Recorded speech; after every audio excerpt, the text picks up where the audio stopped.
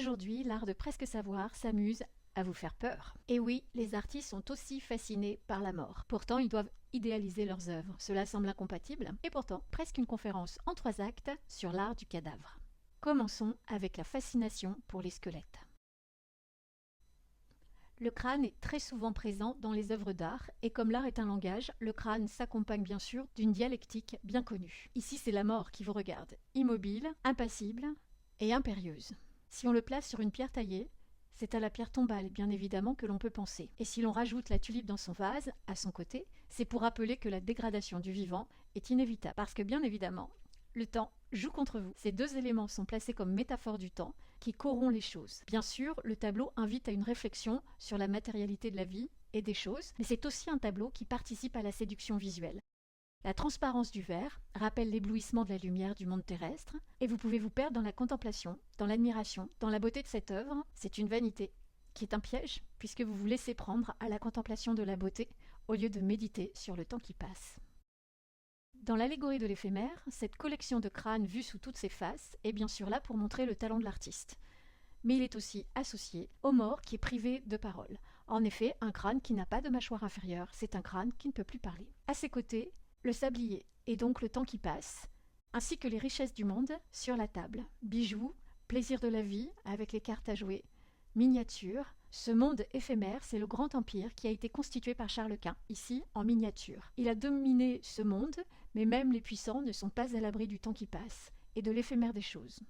70 ans après sa mort, son empire était sur le déclin. Parce que, comme le dit si bien la devise du tableau, nil omne, tout est néant. Sous le crâne et sous le temps, la vanité des choses s'exprime à travers ce tableau. C'est sans doute à la demande de la cour d'Espagne que Pereda a peint cette vision allégorique et mélancolique de la précarité de toute aspiration temporelle, à une époque où la brillante hégémonie de la maison des Habsbourg était politiquement, surtout en Espagne, et même économiquement, sur le déclin. Lorsque Böcklin fait son autoportrait en 1872, la légende dit que ses amis le trouvèrent un peu bizarre. Il en profita donc pour glisser juste derrière lui un squelette jouant de la musique au rictus incroyable, alors qu'il peint d'un pinceau de couleur verte, évoquant le peintre de paysage. Une sorte de danse macabre revue par le XIXe siècle, une mort musicienne et la façon dont l'art est sublimé par la précarité de notre passage sur la terre. Que fait la belle Rosine? Se contemple-t-elle dans un miroir? Pas du tout, elle fait face à son propre squelette. La beauté d'un corps sensuel, intensifiée par l'expression de sa propre fragilité. Le temps va passer et la belle Rosine finira comme tous en un tas d'os. Ce tableau est-il une vanité? Peut-être pas. Nous sommes là dans un atelier où sont réunies toutes les sources visuelles nécessaires au perfectionnement académique, depuis la statue d'anatomie jusqu'au modèle vivant. C'est aussi une variation sur la rivalité de la beauté et de la mort. L'héroïne en est une jeune fille qui a le panache d'affronter un futur qui la menace. Voici le sort qui menace la belle Rosine. Les 2 vieilles de Goya ont vu leur beauté et leur féminité disparaître, réduite à un médaillon dont l'image est invisible. Elle se regarde encore dans le miroir. Le vieillard derrière elle joue le temps. Son balai lui tient d'emblème et évoque spontanément le nettoyage et la mise au rebut des vieilles choses. Et le squelette est encore vivant, mais plus pour très longtemps. Entre le moment de son arrivée à Paris, en 1886, et son internement en 1889, Van Gogh va peindre 43 autoportraits. Que cherche-t-il à capter? Les signes d'une maladie, lui qui se sait malade, ou alors un modèle bon marché? Mais parmi ces 43 autoportraits, l'un est encore plus saisissant que les autres. Celui où Van Gogh se représente sous la forme d'un squelette. Un squelette qui serre entre ses dents une cigarette allumée. Blague d'atelier, certainement. Critique du système académique, où l'anatomie tient une très grande place, évidemment. Il semble figurer l'infigurable et renforce le sentiment de l'échec. Très vite, le premier cinéma s'empare aussi du squelette. Le cinéma n'est pas encore un art à l'époque, et bien évidemment, pour le devenir, il va copier les œuvres d'art. Ici, c'est la danse macabre, celle du Moyen-Âge, qui tout à coup prend vie et se met en action dans le cinéma de Méliès en 1902. Et puis dans les années 30, Walt Disney va composer les Silly Symphonies. Voici la première, nous sommes en 1929. Sur une musique de Grieg, il va mettre lui aussi en action une danse macabre. Bien évidemment, derrière ces films, il y a Méliès, mais il y a aussi toute une tradition du squelette dansant et du squelette dans les arts. Ce film va rester dans les mémoires collectives pour des générations.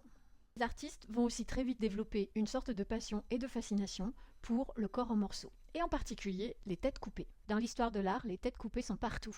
Tête sainte, effrayante, encore vivante. La plus célèbre est sans doute celle de Saint Jean-Baptiste.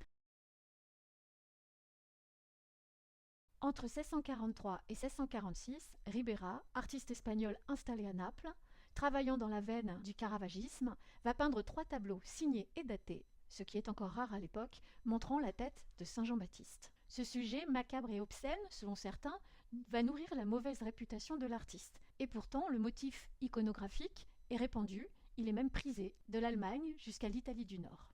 C'est bien une nature morte que peint ici Ribera. On reconnaît Saint Jean-Baptiste à la croix, faite de 2 bâtons liés ensemble, un attribut de son séjour dans le désert. Il est accompagné d'un linge blanc qui saigne encore, et sa tête est posée sur le plateau, alors que l'épée du bourreau est encore visible. La pointe de la lame du bourreau désigne le nom et la signature de Ribera, et le linge blanc, posé sur la dalle de pierre, est censé évoquer la nappe en lin de l'autel. La tête déposée dans un plat rappelle le sacrement de l'Eucharistie, dans lequel l'hostie consacrée repose sur une patène. L'œuvre paraît violente à l'époque, mais elle est nourrie de scènes de torture, de mises à mort bien réelles, orchestrées sur les places publiques par l'Inquisition et dont Ribera a été le témoin. Léonard de Vinci l'a aussi fait. Torture et exécution sont en effet publiques à l'époque. Ce dessin représente probablement un interrogatoire laïque, car l'inquisiteur et le notaire portent tous les deux de grandes collerettes, typiques de cette catégorie de magistrats. Une autre tête est célèbre, c'est celle de Saint-Denis, qui lui l'a perdue à Paris. La légende raconte que c'est à Paris que Saint-Denis, peut-être le premier évêque de Paris, aurait perdu la tête. Plus exactement, à l'extérieur de la ville, sur le mont Martyrium, c'est-à-dire aujourd'hui Montmartre. Le bourreau lui aurait tranché la tête, mais Saint-Denis ne serait pas mort, se serait penché pour la ramasser et aurait marché au-delà de Montmartre jusqu'à un lieu-dit, aujourd'hui appelé Saint-Denis. Et c'est pour commémorer cet événement que l'on aurait, sur la dépouille du saint, construit la basilique Saint-Denis. Saint-Denis est donc un saint céphalophore, un martyr qui porte sa tête après avoir été décapité. Aurait été le neveu du pape, et il serait venu de Rome en 245 après Jésus-Christ pour évangéliser les Gaules. Mais arrivé à Paris, le préfet romain de Lutèce le fit arrêter, lui et ses compagnons, et il fut martyrisé. Sainte Geneviève, sur l'emplacement de son tombeau, fit construire la basilique Saint-Denis. Mais après la Révolution française, c'est l'explosion du genre. La guillotine fraîchement installée place de Grève en 1792 devient la nouvelle vedette du macabre. Au départ, c'était censé être une mort douce, rapide et égalitaire. Un progrès, qu'il disait. Guillotin en avait eu l'idée, lui docteur, voulait rendre les choses plus faciles. Il n'a pas inventé la machine, mais se retrouve avec son nom gravé dans l'histoire pour y avoir pensé. Pendant la Révolution française, tout le monde y passe, même Louis XVI, qui aurait certainement préféré un changement de coiffure un peu moins radical. Ce qui devait être un progrès humaniste se transforme vite en objet de fascination morbide. La terreur engendrée par la guillotine nourrit bientôt la littérature fantastique du XIXe siècle. Des mains détachées qui bougent toutes seules, des pieds de momie qui s'animent, bref, l'imaginaire du morceau détaché est encore celui de la tête coupée, qui devient obsessionnel. Surtout lorsque ces morceaux reviennent à la vie. Quand la guillotine tranche une tête, meurt-elle vraiment? Au XIXe siècle, certains pensent que non. On raconte que Charlotte Corday, après avoir assassiné Marat, et après sa décapitation, aurait rougi sous les insultes du bourreau. Est-ce qu'une tête coupée vit encore? La guillotine engendre un nouveau monstre, une tête consciente de sa propre mort. Et si cette tête pouvait être ranimée? Descartes et le docteur Velpeau y pensent. On va même jusqu'à prétendre qu'elle reste encore vivante 15 minutes à avoir été détachée et qu'elle commence immédiatement à grignoter les paniers de la guillotine. Il fallait prétendument les changer régulièrement à cause de ça. Et oui, couper une tête, c'est toute une histoire. Si on vous coupe une main ou une jambe, vous êtes amputé. Mais si on vous coupe la tête, on ne peut pas dire qu'on est amputé de la tête. On peut voir toutes ces têtes coupées comme un exorcisme de la Révolution qu'on retrouvera dans les romans noirs, dans les tables tournantes de la fin du siècle et probablement dans toute histoire de mort-vivant. Et puis la guillotine va elle-même devenir un objet de fascination. On se précipite pour voir les exécutions capitales, on s'installe comme ici sur les toits de Paris pour ne pas en manquer un morceau, et on va tremper son mouchoir dans le sang de celui dont la tête a été tranchée. Cette fascination macabre va obliger les institutions à dissimuler un peu mieux la guillotine dans la cour de la prison de la Santé. Ce tableau a été réalisé au moment des débats de 1908 contre la peine capitale, au moment du gouvernement Fallières et qui est profondément contre la peine de mort. Malheureusement, un crime abject va mettre un point final à la tentative d'abolir la peine de mort. C'est l'exécution l'année suivante d'Eugène Weinmann, en 1908, filmé et photographié, qui va relancer le débat sur la nécessité de maintenir les guillotinades publiques ou pas. Il faudra attendre toutefois le 24 juin 1939 pour que soit adoptée la mesure mettant fin aux exécutions publiques désormais réalisées à l'intérieur des prisons. Pour la voir, il faudra louer les toits de Paris autour de la prison de la Santé pour pouvoir apercevoir dans la cour la guillotine. Et puis la photographie arriva et elle permit de fixer l'image des morts, encore présents ou déjà partis. Le portrait mortuaire n'est pas né avec la photographie. Il existe bien avant, mais il est réservé dans un premier temps à des personnages célèbres, riches ou qui ont marqué l'histoire, comme ici Napoléon, dont le masque funéraire avait été aussi capturé. Le masque mortuaire est une pratique qui permet de garder les traits des hommes célèbres. Napoléon Ier, Verlaine, Marat ou Pascal ont tous reçu leur masque mortuaire. Mais là encore, on privilégie des personnages qui ont marqué l'histoire. Avec la photographie, c'est une pratique qui devient accessible au plus grand nombre, et particulièrement à la bourgeoisie du milieu du XIXe siècle. Dans un premier temps, cette photographie ne se démarque pas de la pratique du portrait mortuaire. On pourrait y voir, là encore, un Napoléon sur son lit de mort, capturé par un objectif photographique. Et puis progressivement, ces photos vont se faire différentes. Nous dirons même troublantes pour nos yeux du XXIe siècle, puisque les morts posent ici au milieu des vivants, des enfants disparus, et dont on veut capturer une dernière image, peut-être même la première pour certains, alors que la vie a déjà quitté leur corps. Ces images sont stupéfiantes pour nous, mais elles sont réalisées dans un temps où la mort fait partie du quotidien, où on meurt plus souvent, et on meurt la plupart du temps entouré des siens, à la maison, et la famille va veiller pendant longtemps les morts. La mort fait partie de la vie quotidienne. Des morts qui semblent bien vivants, car certains photographes vont très loin en mettant en scène les morts comme s'ils étaient vivants, les yeux ouverts, posant avec les membres de leur famille. Les professionnels mettent au point des stratégies macabres, détaillées dans la presse, spécialisée.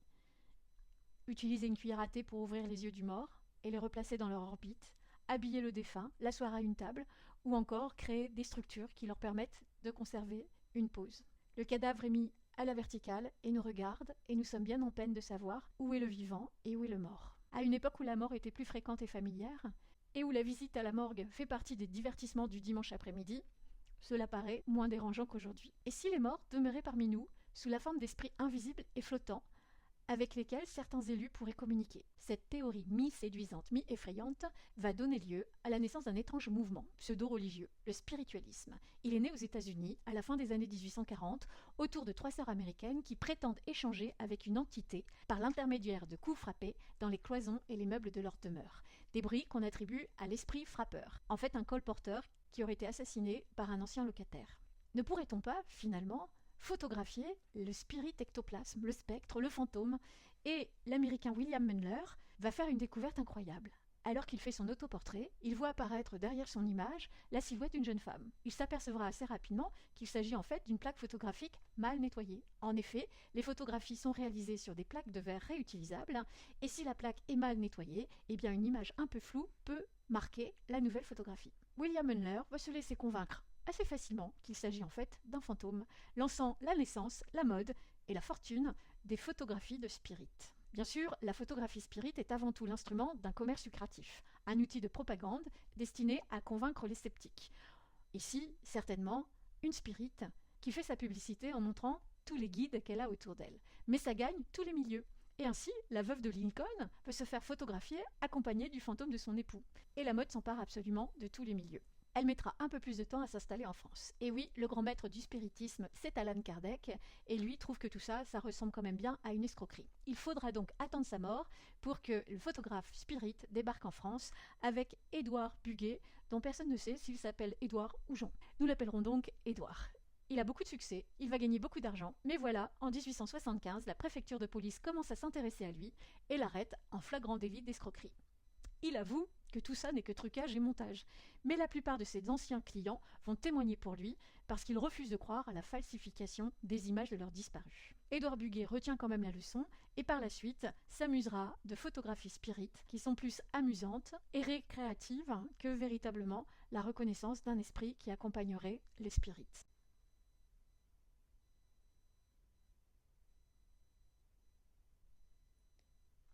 C'était l'art de presque savoir, presque une conférence, et pour d'autres histoires, c'est avec Art et Savoir, toutes nos prestations en description de la chaîne.